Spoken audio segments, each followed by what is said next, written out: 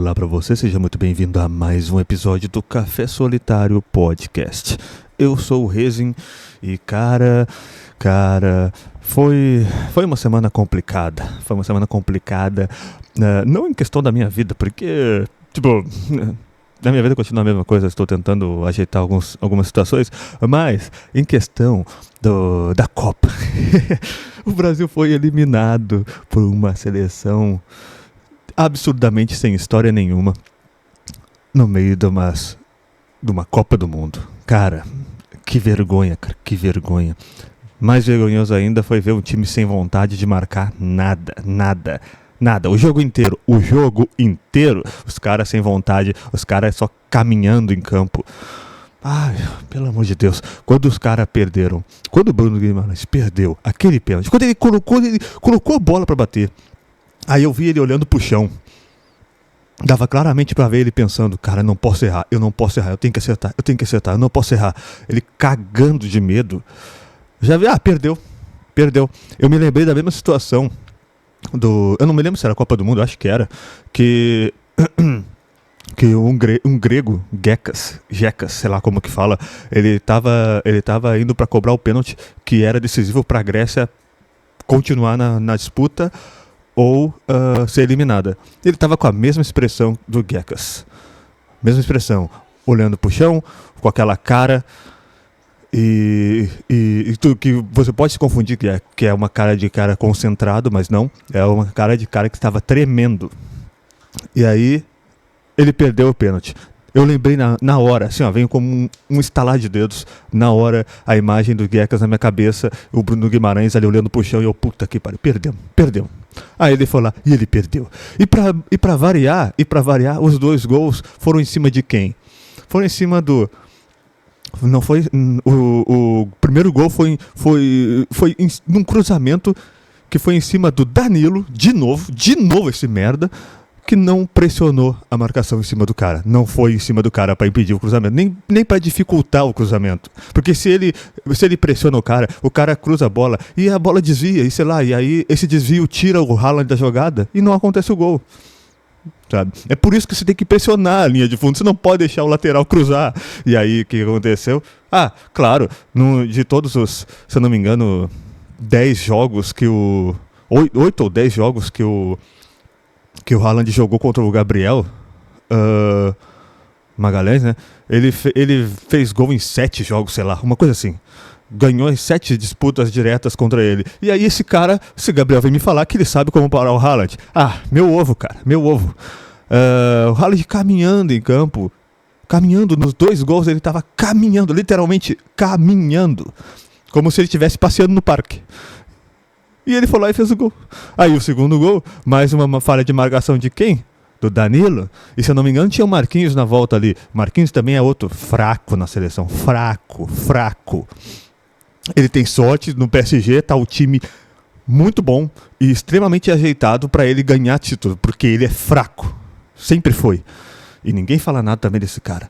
Mas aí, o Danilo de novo, cercando, né, a marcação da pandemia ainda, distanciamento social, cercando o cara e deixou o cara dominar, pensar e chutar. Porra!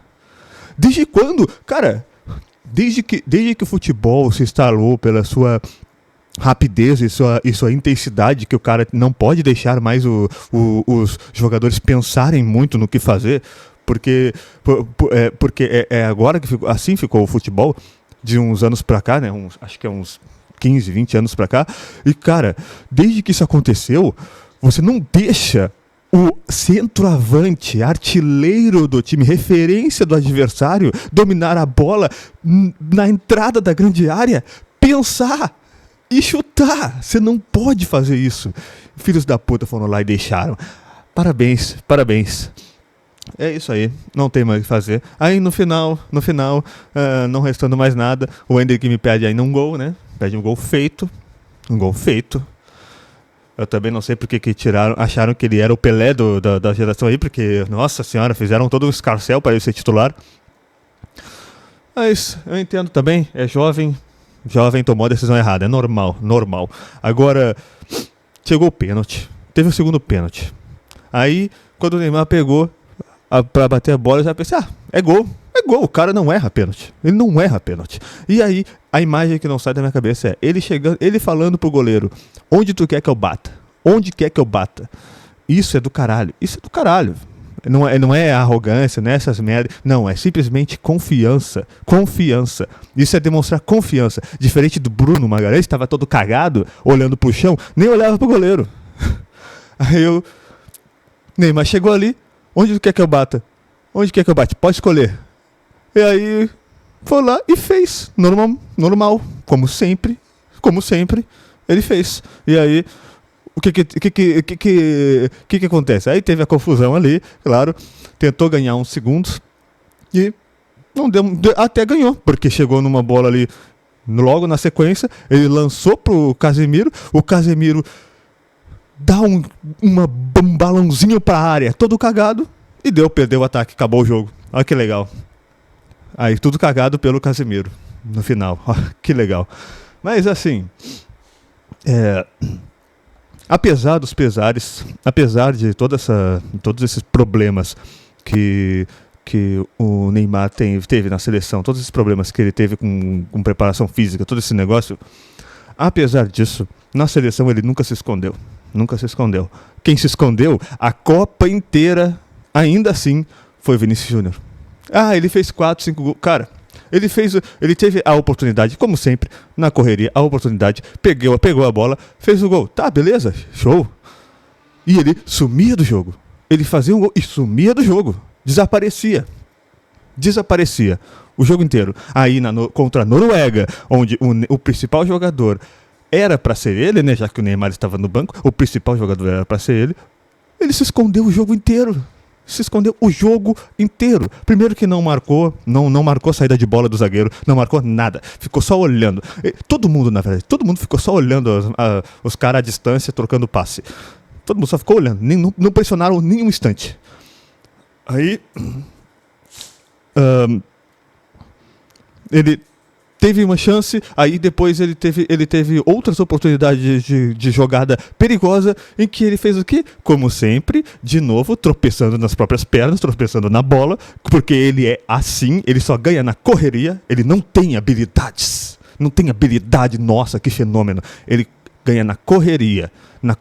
Pode ver os jogos do Real Madrid, a 90% das jogadas dele é sempre correria. Lança no Vinícius Júnior correndo. É só isso. Ele vai na correria e olha só, o campo acabou. Tiro de meta pros caras. Olha só, o campo acabou. Lateral.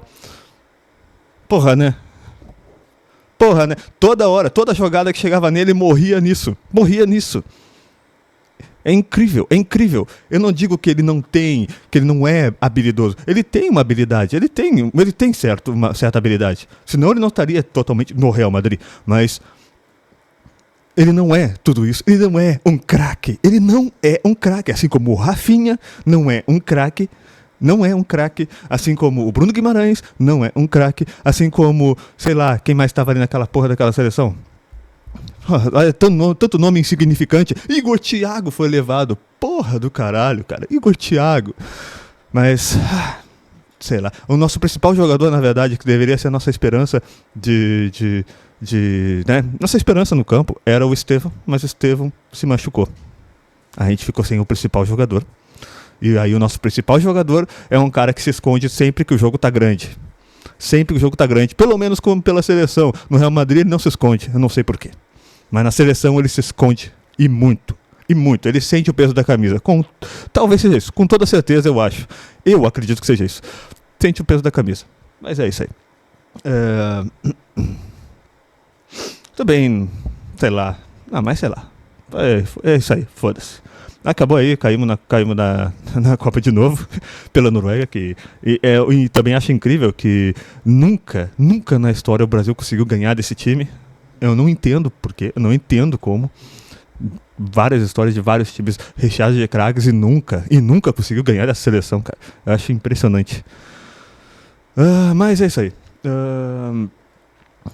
Mudando de assunto agora, do nada, vou tomar meu café.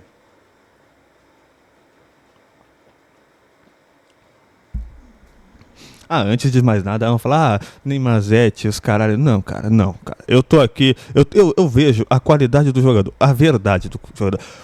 Mas ele é um moleque que trai a esposa, que não sei o quê. Cara, o que ele faz fora de campo não me interessa. Não sendo criminoso, como eu sempre falo, não sendo criminoso, não me interessa o que ele faz fora de campo. Não me interessa. Se ele tá jogando pôquer até as 3 da manhã, não me interessa. Se ele chegar no jogo e resolver, é isso que eu quero. É isso que eu quero. Que nem era o Romário. Romário ficava nas baladas a noite toda, chegava na hora do jogo, ele metia os gols, ele resolvia. Era isso que eu queria, cara. Era só isso. E é isso que acontecia na maior parte do tempo. O Neymar carregando um bando de animal, porque é um monte de jogador mediano pra ruim, com um ou dois, ok, deu. Não tinha ninguém no nível dele, não tinha ninguém chegando próximo dele pra ajudar, né, a carregar esse peso de representar. Então, cara, querendo ou não, também ele não estava na melhor forma física, com certeza, não estava esperando que ele fosse resolver a situação, realmente não estava esperando. Eu tava esperando mesmo, era que o Vinícius Júnior fosse botar a bola debaixo do braço e chamar a responsabilidade. Eu estava esperando isso. Apesar de, mesmo assim, já saber que ele não iria fazer, porque ele nunca fez. E aí, quando o Neymar entrou em campo, o que o Vinícius fez? Desapareceu completamente. Completamente. Por quê? Porque agora a responsabilidade está no Neymar. Ele está no campo. Ele está em campo. Eu não preciso mais fazer nada. Não preciso chamar a responsabilidade. Ele que vai chamar. E foi isso que aconteceu. Mas aí... sei lá, cara. Não sei. É a coisa que eu falo.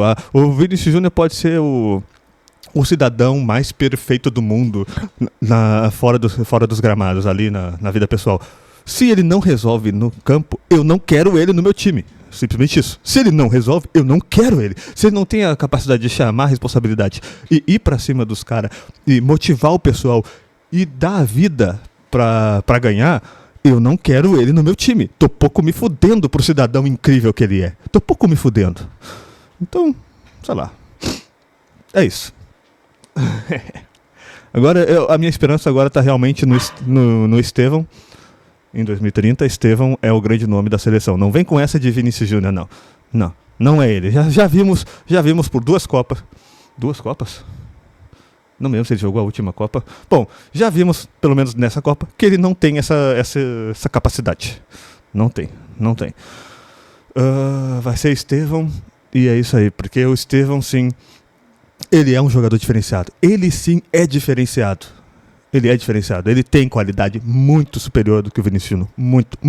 Mas muito. Pra começar, que ele não tropeça nas próprias pernas, tá? Ele não tropeça nas próprias pernas. Ele não dribla o zagueiro, contando que o zagueiro chute a bola na perna dele de volta, como já acontece várias vezes com o Vinícius, né? Ele não tem isso. Ele é um jogador diferenciado mesmo. Tem muita habilidade. Talvez ele seja o próximo craque geracional. Talvez ele seja. Não sei.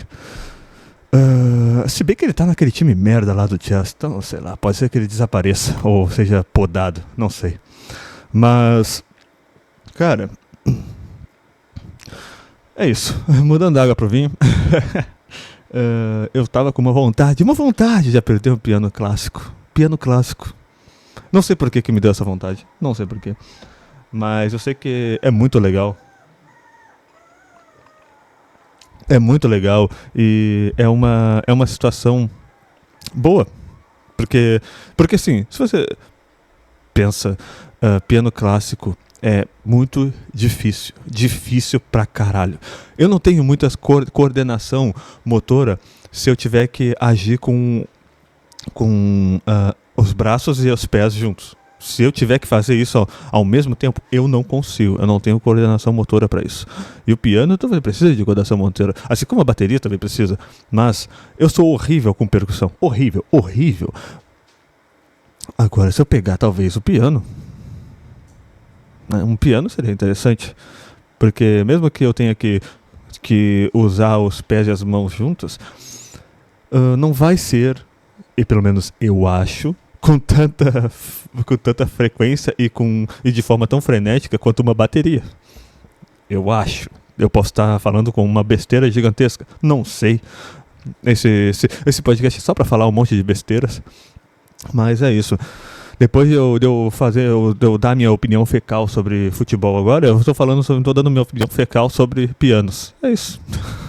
Mas é porque assim, eu tenho um parente na família que toca piano e toca muito bem piano. Se formou em música e os caralho. Dá aula, porra, faz um bolo, como falamos aqui. Faz um monte de coisa. E aí eu fiquei com essa vontade de aprender, porque eu gosto de agora você aqui, um cara coach. Eu gosto de músicas clássicas também, entendeu? Eu gosto de músicas clássicas. Volta e meia, não é sempre, não vou mentir, não é sempre. Eu coloco uma playlist de música clássica pra ouvir, dos maiores ali, dos que eu mais gosto, pelo menos. E cara, é bom, simplesmente bom. Tem músicas que você se perde, se você tá ouvindo, você tá concentrado, você não tá só ouvindo a música e sei lá, tá fazendo outra coisa. Não, tá prestando atenção na música. Você consegue ficar. É incrível como você fica hipnotizado. Você fica ali parado, olhando e escutando aquelas notas, se encaixando umas após as outras. E fica tão bonito, tão nítido, tão suave, entendeu? Tipo, eu não sei explicar. Mas é muito bom, cara. É bonito. E eu tô também nessa empreitada de tentar abandonar um pouco essas músicas. Até porque, bom, abandonar um pouco as músicas é meio difícil, porque eu já não escuto muita música, já não escuto quase nenhuma. Mas abandonar essas músicas atuais, porque é tudo muito, muito artificial. Muito artificial. O ritmo são os mesmos, as batidas são as mesmas, as letras são sempre as mesmas coisas. E tem uma caralhada de artistas impulsionados, né, por certas pessoas, impulsionados no Spotify para ficar sempre em alta. Certos artistas aí impulsionados. E sendo que a música não condiz com aquilo, não condiz com aquela qualidade que deveria, não tem a qualidade que ela deveria ter, de acordo com o tamanho de público que ela alcança. Mas por que ela alcança tanto público? Porque ela é uma música fácil, com uma letra fácil, com uma letra, um refrão pegajoso, e com uma batida que já foi cientificamente estudado e comprovado de que são batidas, são as batidas que as pessoas mais escutam e que é a batida que interfere no seu cérebro também. Interfere de alguma maneira, não sei me aprofundar, não sei explicar exatamente o porquê, mas interfere. E nem como sei explicar também, mas interfere em como funciona o seu cérebro. Toda música que você escuta interage com o seu cérebro, porque o seu cérebro tem frequências neurais e as músicas têm frequências, que aí frequências sonoras que vão interferir nas suas frequências e vão motivar certas vezes. Por isso que quando você tá mal na fossa, sei lá, você terminou o relacionamento e aí você começa a fazer o quê? Você tá ferrado, tá mal. Você começa a ouvir música depressiva, porque elas estão em sintonia com o que você está, como você está no momento. Entendeu? Então, e você começa a se afundar mais, porque vira um negócio que se retroalimenta, porque você está na fossa. E aí você começa a ouvir músicas de fossa. E aí você começa a ficar mais ainda na fossa, porque você está ouvindo música na fossa enquanto está na fossa. Então,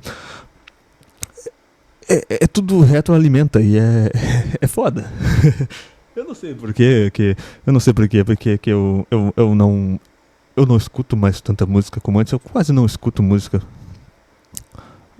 Mas Volta e meia eu coloco umas músicas do Michael Jackson, porque, assim, é o maior artista que já pisou nessa terra.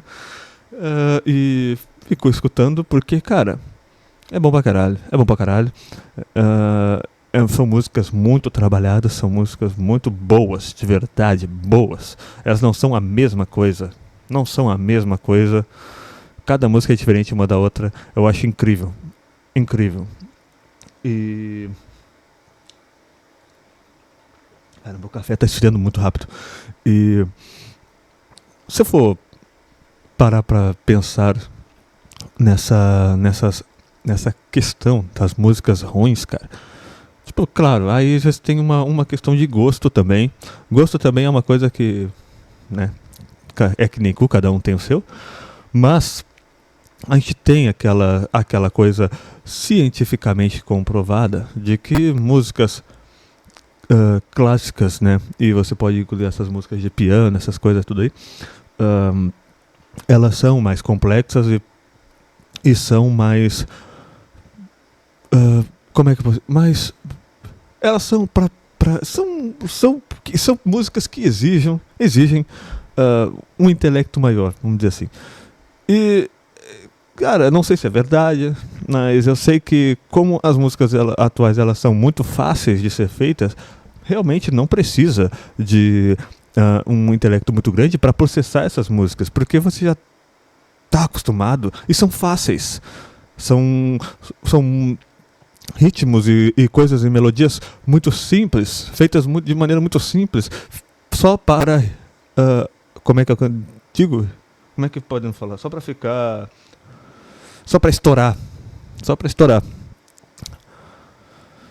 E a letra é muito básica, rasa pra cacete. Tá bom que nas músicas clássicas não basicamente não existe letra, né? Mas... Pela complexidade das notas e de tudo que é construído naquilo ali, a gente sente que a gente precisa entender alguma coisa.